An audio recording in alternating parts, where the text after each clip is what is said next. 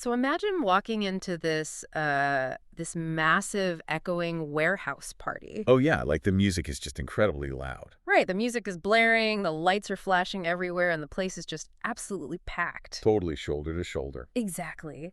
But as you walk through this crowd, you start to notice something that's honestly deeply unsettling. Like a Twilight Zone moment. Yeah. Every single person there is wearing the exact same perfectly pleasant mask. Oh wow. That is creepy. Right, and everyone is speaking in the exact same, like, flawlessly modulated, mildly enthusiastic voice. Almost robotic, you know? Yes. They are all saying things that make grammatical sense, but none of it actually means anything. It's just this polite, endless, featureless hum. I mean, you'd want to leave immediately. You would run for the door. Yet that is a remarkably accurate description of what it feels like to scroll through a lot of our social media feeds today. Yeah, that is so true. We are drowning in this ocean of content, and artificial intelligence is rapidly making that ocean, deeper, wider, and entirely homogenous. It really is. I mean, the barrier to entry for creating structurally sound, grammatically perfect content has dropped, well, effectively to zero. Literally zero effort. Exactly. Yeah. Anyone can do it in 3 seconds, which means the baseline for what we consider, professional has fundamentally shifted. It's totally changed the game, and that is the core tension we are unpacking today. It's a huge problem for businesses. It is. How do you stand out when everyone, your competitors, your peers, random teenagers in their bedrooms, has access to the exact same AI generative tools? Right. You need a completely different strategy now. And to figure that out, we are pulling from a remarkably comprehensive, masterclass level blueprint today. It was published on the Whoop Social blog. Oh, yeah.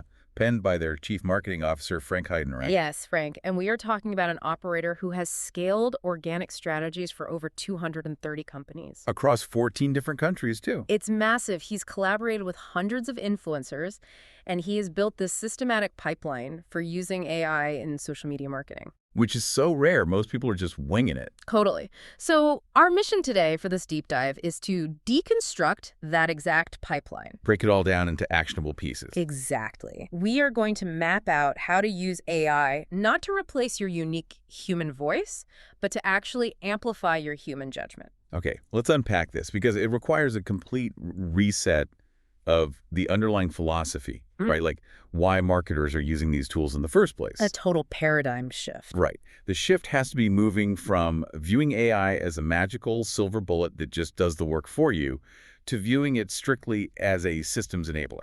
A systems enabler. I like that phrasing. Yeah, because if you treat it like a silver bullet, if you just open a prompt window and type, write a LinkedIn post about leadership, you're going to get exactly what Frank defines as AI junk food. AI junk food. I mean, that is the perfect term for it. It really is. It has the visual calories of a post, it occupies space on a screen, but it contains absolutely zero strategic nutritional value. Zero. And that's because of how large language models actually function at a technical level. Right, they aren't actually thinking. No, not at all. They are probabilistic prediction engines. They look at the prompt you gave them, and they predict the most likely, most average, most statistically common sequence of words to follow. So they're literally designed to be average. Exactly. If you ask for a post about leadership, it scans the billions of parameters it was trained on and gives you the absolute mean average of every bland corporate leadership post ever written. It's grammatically flawless, but strategically empty. Because it lacks a point of view. And the volume of this junk food is scaling at a terrifying rate. Oh, the stats on this are crazy. Yeah, there's a 2024 Capterra study highlighted in the text that projects companies will use generative AI to produce an average of 48% of their social media marketing content by 2026. Wait, 48%? Almost half of all corporate social content will be generated by machines. And that's just corporate content. The source also points to massive internet-wide content studies showing that AI-generated material already accounts for roughly 50% of the pages circulating online today. Half the internet. That is, wrap your head around that. It's wild. You are no longer competing for attention against other marketers who might be having an off day. Right. You're competing against an infinite, machine-generated ocean of the average. Exactly. What's fascinating here is how that changes the value of fluency. Yes. If the baseline for acceptable typo-free content now costs $0 and takes zero effort, the premium completely shifts away from fluency. The premium is now entirely on originality and perspective. Which makes total sense. I was thinking about this, and using an LLM to just write a social media post from scratch without a framework is like, well, it's like buying a state-of-the-art $10,000 power drill, turning it on, and just listening to the motor Just parts. listening to it spin. Yeah. It's making a lot of noise, but it isn't building anything. It's a tool meant to drive your specific screws into your specific materials. The drill doesn't know if you are framing a house or building a cabinet. Exactly. It needs a blueprint. And that's where Frank Heidenreich's methodology comes in. It starts with what he calls the pre-AI brief. Okay, the pre-AI brief. Let's get into the nuts and bolts of this. Right. You cannot start drilling. You cannot open an AI prompt window until you have explicitly defined the architecture of what you are building. Which so many people skip. They just jump right into ChatGPT. Always. But the very first element of that brief is defining the win condition. And you have to do this specific to the algorithmic reality of each platform over a 30-day sprint. The algorithm psychology is fascinating here because a lot of marketers still treat all platforms as generic distribution pipes. Oh, yeah. Just copy, paste, publish everywhere. They blast the exact same video everywhere and hope for the best. But the source is adamant that the algorithmic intent dictates the definition of success. Absolutely. The algorithms are built differently because user intent is fundamentally different. Okay, break that down for me. Like, what's a win on Instagram? So on Instagram, winning usually means maximizing saves and shares. Saves and shares, not just likes. Right. The algorithm weights a save heavily because it signals high intent value. Yeah. The user is telling the system, this information is so crucial, I need to archive it for my own life. That makes sense. It's an incredibly strong signal for reach. Exactly. Now, TikTok, conversely, operates almost entirely on an interest graph rather than a social graph. Right. It doesn't care who your friends are. Right. The win condition there is retention and rewatches. Does the viewer stay until the final frame? And do they let the video loop? Because TikTok is an entertainment engine first. Yep. And then you look at LinkedIn, where the currency is professional identity signaling. Oh, everyone trying to sound smart. Exactly.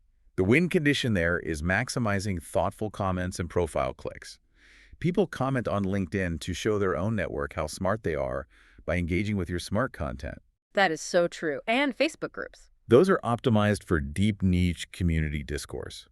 So think about the technical failure that happens when a marketer ignores this and gives AI a generic multipurpose prompt. Oh, this must be a disaster. It is.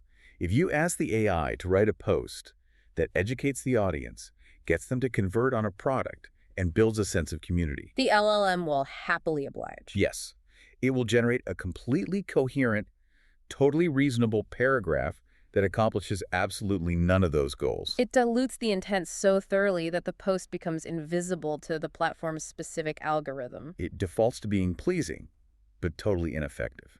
So defining the platform-specific win is the first pillar of the pre-AI brief. Okay, got it. What's the second pillar?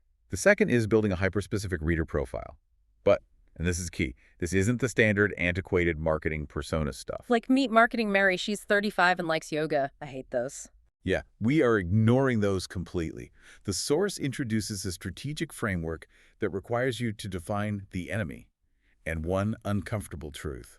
The enemy. That sounds intense. It is, but it's the mechanism that forces the AI out of its average middle-of-the-road tendencies. Frank makes a vital distinction here. Okay, what is it? The enemy you define for the AI is not your commercial competitor. Your enemy is the bad advice prevailing in your industry that you refuse to follow. Oh, wow. The bad advice you refuse to follow? That is such a sharp framing. Isn't it? It instantly gives you a point of view. It immediately creates friction and stakes. The examples given in the text are things like the pressure to post every day no matter what, or the insistence on always being inspirational instead of being useful. Right. And you pair that enemy with an uncomfortable truth. Which is what, exactly? An uncomfortable truth is a reality that your target customer feels deep down, but usually lacks the vocabulary or the courage to express themselves. Okay, I see. So when you feed those two specific parameters into a language model, you radically alter the token prediction pathway. Radically. Instead of outputting generic platitudes about your industry, the AI is now constrained to generate text that dismantles a specific falsehood and validates a specific hidden pain point. It literally forces the AI to take a stance. Yeah. But wait, hold on. Let's stress test this because it sounds great for a B2B consultant or a tech thought leader. Sure, let's test it. But let's make it hard. What if my business is literally just a local neighborhood bakery? Okay, a bakery. Yeah, I sell croissants and sourdough. I don't have a massive controversial industry debate to fight against. Right, you're just baking bread. Exactly. Forcing an enemy and an uncomfortable truth narrative onto a pastry seems like a fast track to sounding completely unhinged online. Like you're picking a fight over flour. Yeah. Is this framework actually universal? It is universal if you understand that the enemy isn't always a massive scandal. Sometimes it is just an accepted, low-level compromise your customer makes. Okay, give me an example for the bakery. For a local bakery, the bad advice, the enemy, might be the normalization of the supermarket bakery aisle. Oh, interesting. The enemy is the idea that bread should last for 3 weeks on a shelf, or that a morning pastry is just a functional sugar rush you eat in your car while sitting in traffic. Ah, okay. That is a great enemy. And what's the uncomfortable truth? The uncomfortable truth is that your customer is deeply lonely, and they are buying a coffee and a croissant, not for the calories, but for the 3 minutes of actual human connection and sensory pleasure they get in your shop before they go to a job they hate. Wow. That got deep real fast. But think about it. If you feed that into an AI, you aren't going to get a generic post saying, "Come buy our delicious croissants, they are buttery." No, you're going to get a story. You're going to get a post about slowing down, a post about why you wake up at 3 a.m. to laminate dough so that someone's Tuesday morning can feel a little less chaotic. You attack the friction of modern life, and suddenly, you bakery is a champion for a better way of living, not just a vendor of baked goods. Exactly. That completely changes the output. You're using the AI to articulate a worldview. Okay, so we have the blueprint. We know the algorithmic win condition, we have our enemy, we have our uncomfortable truth. The foundation is poured. It is. But before we start mass-producing content, the source dictates that we have to build the message architecture and brand safety fences. Brand safety fences. This sounds like compliance stuff. It's the critical infrastructure for scale. Doing this manually for one post is fine, but the goal is to use AI to build a pipeline. Right, you want this to run consistently. And to do that without the message drifting or degrading over time, you need architectural constraints. So what does the blueprint recommend? It recommends establishing 3 to 5 core content pillars that align directly with how your business solves problems. Okay, so broad category. Yeah, things like results and proof, behind the scenes operational reality, Yeah. myth busting in your category, or analyzing customer queries. And then you drill those pillars down into 10 to 15 repeatable content angles. Formats like deep dive analysis of a real-world example, before and after comparisons, the cost of inaction, or what I would do differently if I started over today. You're giving the AI a menu of specific structural frameworks. But the part of this architecture that I think is truly non-negotiable is the concept of those brand safety fences. Oh, absolutely vital. The text argues that you must provide the AI with explicit, hard-coded guardrails. Frank uses a remarkably effective prompting framework for this called "This is us" / "This is not us." That is so simple but so brilliant. You explicitly define the boundaries of your brand's personality. You instruct the AI, "This is us. We are direct, we use data, we are slightly irreverent." And then the flip side. Right. "This is not us. We never use corporate buzzwords. We are never vaguely motivational. We do not use exclamation points." You literally have to tell the machine what words it is forbidden from using. You have to. And the urgency here is backed by the data. What does the data say? The Betas Technologies 2024 usage snapshot reported that 90% of marketing professionals are using generative AI tools at least once a month, 90%. and 70% use them weekly. The sheer volume of content being generated by that 70% is staggering. And without those negative prompts, the "this is not us" instructions, an LLM will inevitably drift back toward the mean. It will start slipping in words like synergy or unlock your potential, because those are statistically probable phrases in marketing text. It just can't help itself. But it goes way beyond just avoiding cringeworthy buzzwords. The brand safety fences are literal legal survival mechanisms. Yes.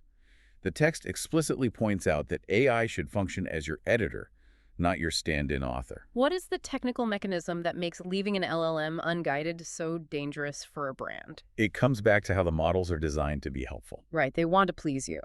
If an LLM cannot find the factual information it needs to complete your prompt, It doesn't leave a blank space.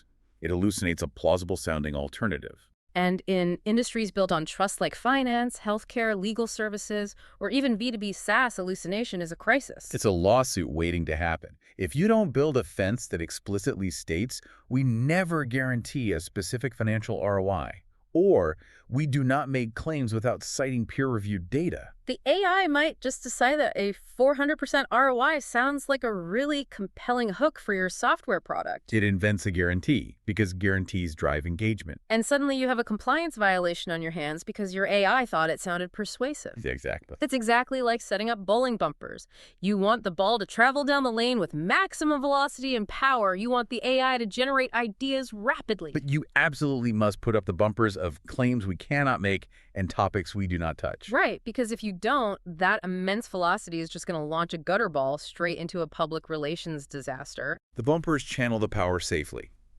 And, to ensure the AI actually has something real to work with between those bumpers, the blueprint requires you to feed the model human-grounded proof assets. You cannot just give it instructions. You must give it raw, factual fuel. The text is very prescriptive here. It lists specific assets you need to use. Like what?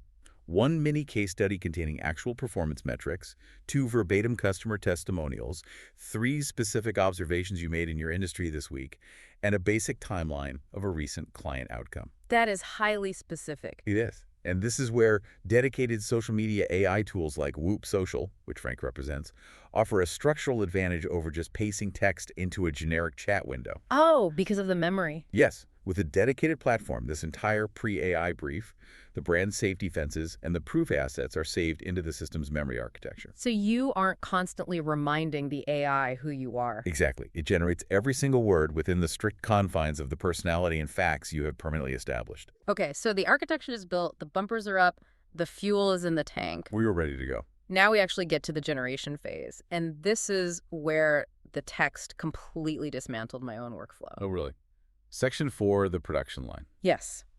The source argues that the vast majority of users are doing the actual generation completely backwards by relying on what it calls the one-shot prompt habit. The one-shot prompt. It's the original sin of generative AI usage. We all do it. It's opening the tool, typing, write a tweet about the new supply chain software update, getting a mediocre output, tweaking 2 adjectives, and hitting publish. Frank's methodology demands that you stop asking the AI for the final post first. You have to treat it like a manufacturing assembly line. Step 1 isn't writing the post. What is step 1? Step 1 is feeding the pre-AI brief into the system and asking it to generate 25 to 50 distinct angles for just one of your content pillars. Not the copy. Yeah. Just the conceptual angles. Right. And then step 2, you, the human, review those 50 angles. You select the 2 or 3 that actually have strategic merit. Then you ask the AI to generate 25 to 50 hooks, specifically for those top angles. And then, only after you have reviewed and selected the best hooks,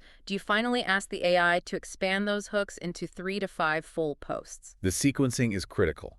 Angles provide strategic variety. Hooks provide performance leverage. Right. If you rely on a one-shot prompt, you are mathematically forcing yourself to settle for the very first average idea the model generates. You are marrying the first draft. Yes. But the brilliance of this production line is the quality control mechanism installed before step 3. The scoring gate. The scoring gate. Before you allow the AI to expand any of those 50 hooks into a full post, you have to run them through this gate. You don't just pick the one that sounds nice, you objectively score them. Frank outlines a rigorous 5-factor scoring gate for these hooks. Walk me through the factors. Factor 1, clarity in 2 seconds. Factor 2, uniqueness of the premise. Factor 3, connection to a documented existing pain point. Okay, what are the last 2? Factor 4, concreteness. Are there specific nouns and numbers, or is it abstract? And Factor 5, tone alignment. Does it actually sound like your brand? He suggests rating each of those 5 factors on a scale of 1 to 5, meaning a perfect hook scores a 25. And his rule is absolute. You do not expand a hook unless it scores above a 20. Let's actually look at the mechanics of this. Let's say we are that B2B SaaS company selling supply chain software. We ask for hook. Okay. The AI gives us. Supply chain management is harder than ever in 2026. Here are 3 ways to fix it. How does that score? Let's run it through the gate. Clarity in 2 seconds. Sure, it's clear. Give it a 4. Uniqueness, Zero. Yeah, it is the most generic statement possible. Connection to a pain point. Mentions it's hard, Hmm. which is incredibly vague. Give it a 2. Concreteness? None. Tone alignment, it sounds like a textbook. That hook scores maybe a 10 out of 25. Exactly. It fails the gate. Now, what if the AI generates this hook? The barcode scanning hardware your warehouse bought in 2018 is currently bleeding 14% of your Q3 margin. Here is the math. Oh, that's good. Run that through the gate. Yeah. Clarity. Instant. 5. Uniqueness. Very high. It challenges a specific piece of legacy tech. 4. Connection to a pain point. Losing Q3 margin is a massive specific pain. 5. Concreteness. Barcode scanning hardware. 2018, 14%. Yeah. Incredibly concrete. 5. Tone alignment. It's direct and data-driven. 5. That scores 24 out of 25. And the underlying consumer psychology here justifies this intense focus on the hook. Right, why apply this rigorous gate? Because human scrolling decisions are subconscious and instantaneous. If a hook scores a 10, expanding it into a 200-word post just gives you 200 words of a terrible post. Right, as the text says. If a hook is terrible, 180 words of it is still a terrible post. It is the most leveraged activity in content creation. Optimizing the first line yields exponentially higher returns than spending 20 minutes debating the phrasing of your call to action at the bottom of the post. Okay, I see the logic, but let's talk about the practical reality for the user. Okay. Reviewing 50 individual hooks, mentally calculating a 5-point scale for each one, doing the math to see if it hits 20 out of 25. That sounds like an incredibly tedious manual time sink. I get that. If I'm operating a business, my goal with AI is to save time, not to add a mathematical grading system to my morning. How does this elaborate 3-step production line actually solve for time? It requires a reevaluation of how we categorize wasted time. What do you mean? Yes, spending 15 minutes reviewing and rigorously scoring 50 hooks requires deep, focused cognitive load. But consider the alternative timeline. The one-shot prompt timeline. Right. You use a one-shot prompt, you get a mediocre hook and a mediocre post. You spend 15 minutes doing manual line edits to try and force some personality into You it. tweak the emojis. You publish it. And because the core premise, the hook was fundamentally weak, the post gets 0 algorithmic traction. It reaches nobody. Your pipeline is empty again, and tomorrow you have to start from 0. The time spent trying to polish a doomed idea only to achieve 0 business outcome is the ultimate time sink. Ah. Our Stefan methodology argues that a 15-minute investment at the front of the production line yields a week's worth of high-performing assets. The scoring gate prevents you from misallocating your time to ideas that were algorithmically dead on arrival. It's treating content creation as a capital allocation problem. You don't invest in bad assets. Okay, so the production line works. We scored a 24. We generated the core copy based on that brilliant barcode scanner hook. We have a sharp, opinionated, fact-based message. You do. The instinct here is to take that finished text and blast it across LinkedIn, Facebook, X, and Instagram. Which leads directly into the next phase of the blueprint, platform native translation. Because you can't just copy and paste. The core concept here is that having an exceptional message is insufficient if the packaging violates the cultural norms of the platform. The text is uncompromising on this. The exact same message must be structurally adapted into the specific format that each platform prioritizes. And this isn't just about making it look pretty. There are deep algorithmic reasons why class posting fails. Platforms are essentially pattern recognition engines, right? Exactly. When an algorithm scans an incoming piece of content, it is looking for specific structural markers that indicate the content was natively designed for its specific user interface. Give me an example of how that fails. If you take a text-heavy LinkedIn post and just paste it as an Instagram caption under a stock photo, the Instagram algorithm instantly recognizes the lack of platform-native features. Like no carousel structure. Right, improper aspect ratio, unoptimized visual hooks, and it severely throttles the reach before a human ever even sees it. It treats it like a foreign substance. So how do we translate that barcode scanner message? Let's look at the mechanics. On LinkedIn, the translation focuses on visual scannability and professional authority. You start with a hot take. Single-sentence paragraphs to create white space. You inject a credibility marker early on, like, after auditing 40 supply chains this year. You focus on the business impact, and you end by asking a question that prompts other professionals to share their own operational horror stories in the comments. Now, take that exact same core argument to TikTok or YouTube Shorts.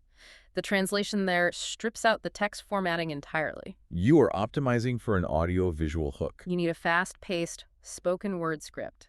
The AI needs to generate B-roll directions and on-screen text overlays that change every 2 to 3 seconds to create visual pattern breaks. Which prevents the viewer from swiping away. It has to sound like how people actually speak, not like a white paper being read aloud. And on X, it translates into a bold, single-sentence claim backed by immediate data. If it requires a thread, the thread must be tightly structured. And for search-led platforms like Pinterest or YouTube, the packaging shifts to keyword-optimized metadata. The source cites a fascinating piece of research to prove how critical this packaging is.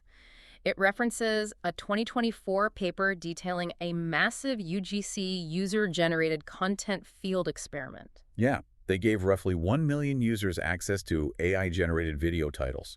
And the results were profound, providing that AI assistants increased the likelihood of a video having a title at all by 41.4%. But more importantly, it demonstrated that reducing the friction of metadata creation completely changes the behavioral economics of the platform. Frank notes that on YouTube, altering the title and the thumbnail, the packaging, can drive vastly different click-through rates even if the actual video file remains identical. The packaging is the product. But translating one core message into 5 distinct platform-native formats manually would take hours. Which is where the AI shifts from being a writer to being a format translator. The blueprint suggests building a format library. A format library? Yeah, a set of recurring structural templates that you know work for your brand, like a myth versus reality format or a step-by-step teardown. So you feed the winning core message into the AI and explicitly instruct it. Take this core argument and format it into my LinkedIn teardown template. Or translate this into a 60-second TikTok script using spoken language syntax. And the tool does the heavy lifting of adjusting the cadence and the structural layout while preserving the foundational logic and the brand's safety fences. It makes me think of the mechanics of a stand-up comedy tour. Oh, that's a great analogy. A comedian writes a core joke. The premise, the punchline, the underlying observation, that remains constant. Right. But if they perform that joke at a loud, rowdy midnight club in New York City, the delivery is fast, aggressive, and punchy. But if they perform that exact same joke the next day at a quiet midday corporate event, the premise is the same, but the pacing slows down, the vocabulary shifts slightly, and the staging adapts to the room. The platform is the venue. The AI is the tool that helps you instantly adjust your delivery to match the acoustics of the room. That is exactly the dynamic. The intelligence remains yours, the formatting is automated. But this introduces a new vulnerability, doesn't it? What do you mean? If you are using AI to scale this highly structured, perfectly formatted, algorithmically optimized content, how do you prevent the audience from sensing the automation? Yes. How do you keep it from feeling sterile? That is the pivotal question of Section 6. Right, because after all this systemic optimization, you have to intentionally engineer the humanity back into the deliverable. And the source outlines a 2-part protocol for this. First, you have to build a content genome. The genome concept shifts the marketer from a publisher to an analyst. When a post performs exceptionally well in the real world, you do not just celebrate the metrics, you dissect the asset. You extract its DNA. What specific type of hook was used? What was the character count? At what specific sentence did the narrative transition from the problem to the solution? What was the exact phrasing of the call to action? You build a database of these variables. Yeah. And then you deploy controlled A/B testing using the AI. The text recommends generating 3 A/B variations of your winning hooks. You keep the core premise, but you ask the AI to alter the opening pattern. You test a soft value call to action, where you teach a concept and gently ask for thoughts in the comments, against a direct conversion approach, where the offer is explicit. You are constantly refining the structural fit. But the genome and the A/B testing only optimize the mechanics. The soul of the content comes from what Frank calls the humanness filter. This is arguably the most critical tactical maneuver in the entire blueprint. It really is. At the very end of the production line, before you publish, you must manually inject one specific element into the copy that an AI could not possibly know. Something an AI could not possibly know. Let's look at the examples given. Okay. It could be a specific granular lesson you learned when a prospect told you no on a phone call yesterday. It could be a physical, logistical constraint you had to navigate in your office last week. Or it could be a contrarian nuance you realized during a conversation that morning. It is the injection of physical reality into digital text. But I have to challenge the efficacy of this. Challenge away. Let's say I use this entire AI pipeline to write a highly structured, perfectly formatted, 300-word LinkedIn post analyzing supply chain logistics. Okay, solid post. And then right at the end, I just paste in a sentence that says, I was actually just explaining this to a client on Zoom while my dog was barking in the background. Does that actually work? You're wondering if it feels disjointed. Yeah. Doesn't the rest of the post still feel fundamentally like a generated structure?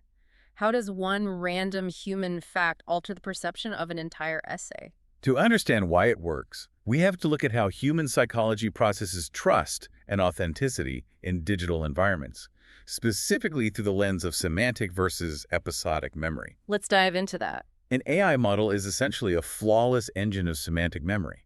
It possesses universal facts, grammatical rules, structural frameworks, and industry terminology. It can perfectly replicate the semantic structure of an authoritative argument. But what it fundamentally lacks is episodic memory.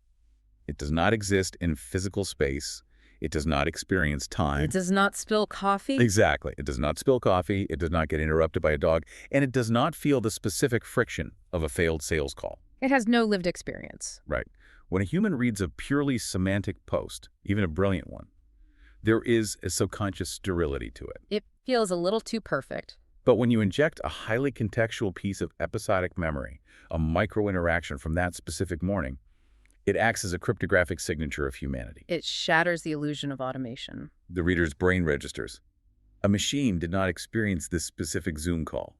A physical human being did. And because your pre-AI brief ensured the overall tone wasn't robotic to begin with, that single anchor of episodic memory colors the entire reading experience. It grounds the abstract theory in a tangible, messy reality. It is the proof of life. You are holding up today's newspaper in the hostage video of the internet to prove you are actually live and present.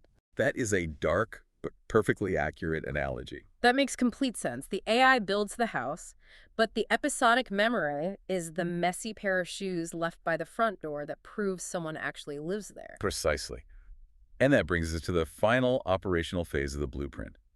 Consistency as a pipeline and feedback loops. Because you have to keep doing this over and over. The goal is to turn this individual success into a relentless, high-quality machine. And the text drops a profound operational truth here. Consistency is not a personality trait, it is a pipeline. So true. So many operators burn out because they treat consistency as a daily test of willpower. They wake up at 8 a.m. and stare at a blank screen, hoping for inspiration. Relying on daily inspiration is a mathematical guarantee of eventual failure. So what's the alternative? What does the source outline for the operational tempo? The data suggests the sweet spot for small and medium businesses is publishing 3 to 5 times per week per core platform, maintained strictly for 90 days. Why that specific frequency? 3 to 5 times a week provides enough data density for the platform's machine learning algorithms to accurately map your content to the correct interest graph and user demographic. So it figures out who you are. Right. But it's not such a high volume that your quality control mechanisms, your scoring gates, and your humanness filters begin to break down. But to maintain that tempo, you aren't writing every day. The blueprint advocates using the AI as a production advance team. You use this pipeline to batch produce the conceptual angles, the hooks, and the core copy for an entire month in 1 or 2 deep work sessions. During the actual week, your only job is curating, adding the final humanness filter, and engaging with the audience. You shift from the panic of daily production to the calm management of a pipeline. The necessity of this shift is heavily supported by the industry data Frank cites, isn't it? Very heavily. The 2024 HubSpot Social Trends Report revealed that marketers who reported having a highly effective strategy in 2023 were an astonishing 185% more likely to be utilizing generative AI tools for their content pipelines. 185% more likely. That is a massive operational divide. And it is accelerating.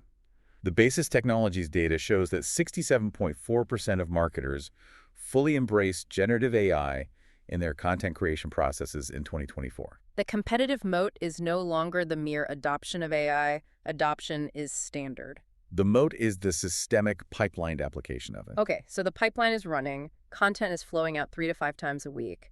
How does a system learn? How do we adjust the machine based on reality? The source emphasizes building rigorous feedback loops based on predictive signals, entirely ignoring vanity metrics. Vanity metrics, simple likes, are a trap. The algorithm knows they require zero cognitive friction from the user, so it weights them poorly. So what are we looking at instead? If you are analyzing short-form video performance, the blueprint dictates a relentless focus on 3-second view metrics and overall completion rates. A profound, world-changing insight delivered at second 45 is useless if the visual hook at second 2 failed to retain the viewer. Exactly.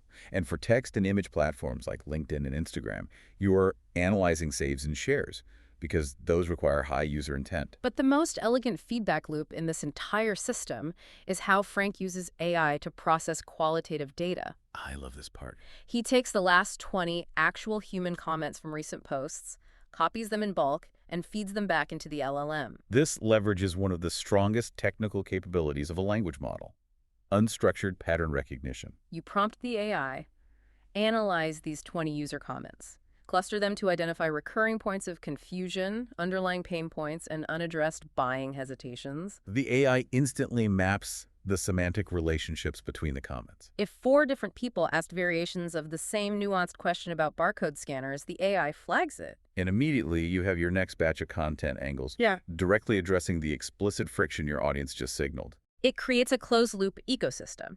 You output targeted content, the market reacts, the AI analyzes the qualitative reaction to identify the gaps, and you use those gaps to inform the pre-AI brief for the next month. You phase out the variables in your content genome that underperformed, and you instruct the AI to exclusively use the constraints that won. However, before any of this optimized content is actually deployed to the public, there is one final non-negotiable step in the workflow: The final human gate. the ultimate safety check. We established that AI is a systems enabler, not an autonomous author. Before a human clicks publish, they must perform the critical spot checks that algorithms cannot do. And that regulators and angry audiences will mercilessly penalize you for missing. The text lists them out clearly. You must independently fact-check every statistic the AI generated. You must ensure you possess the legal commercial rights to any visual or audio assets being used. You must verify compliance with platform disclosure rules. And you must critically evaluate whether the copy is overpromising on the reality of what your business can physically deliver. That 60 seconds of final human friction is the ultimate insurance policy. It prevents the most catastrophic outcome in digital marketing: the viral post that you are forced to hastily delete, publicly apologize for, or legally defend. It brings the entire methodology full circle. The system generates the scale, the human judgment applies the brakes. We have mapped out a massive, comprehensive operational architecture today. We started at that warehouse party, staring at the terrifying reality of an internet flooded with generic, statistically average AI junk food. We recognize that because the cost of fluency has dropped to zero, the only remaining currency is originality and a distinct point of view. We laid the foundation with the pre-AI brief, mapping our platform-specific win conditions, actively defining the bad industry advice we consider our enemy, and establishing the uncomfortable truths that force the AI to take a stance. We built the message architecture, erecting the "this is us" / "this is not us" as bowling bumpers, so the AI can operate at maximum velocity without hallucinating brand-destroying claims. We completely restructured the creation process, abandoning the one-shot prompt in favor of a rigorous production line. We generate angles, we generate hooks, and we ruthlessly apply a 5-factor scoring, gate measuring clarity, uniqueness, pain, concreteness, and tone before we ever let the machine write a full draft. We took those mathematically validated ideas and translated them into the native structural languages of each specific platform, understanding that packaging dictates algorithmic distribution. We engineered the humanity back in by analyzing our content genome and manually injecting episodic memory, the messy, unautomatable reality of our physical days, to shatter the AI illusion. And we built a sustainable 90-day pipeline, leveraging AI to analyze human comments for recurring pain points, creating a self-optimizing feedback loop that is always governed by a final, rigorous human safety check. It is a masterful blueprint for surviving the generative era. And the core takeaway that every operator needs to internalize is that your competitive advantage is no longer scale. AI has democratized scale. Your advantage is nuance. It is the hyper-local context of your daily operations. It is the specific tone of your customer's voice on a support call. It is the friction you physically observe in your industry. An LLM trained on the entire internet will never have access to the specific nuance of your Tuesday morning unless you build a system to feed it into the machine. You provide the raw, unautomatable human ore. The AI functions as the refinery. Which is an incredibly powerful position to be in. It is. Which leads to a final, slightly provocative thought I want to leave you with today. We have spent this hour deconstructing how to build a pipeline where AI perfectly executes the formatting, the structural drafting, the A/B testing, and the data analysis of your marketing. Right. If we extrapolate this reality just a few years into the future, does that mean the fundamental identity of a marketer or business owner trying to reach an audience has entirely shifted? Are we no longer valued for our ability to sit at a keyboard, stare at a blank page, and craft a clever sentence? That's a profound question. Perhaps the reality is that the era of the creator is ending, and we are transitioning entirely into the era of the curator, a curator of human experience. Yes, the curator. Your primary job is no longer to write.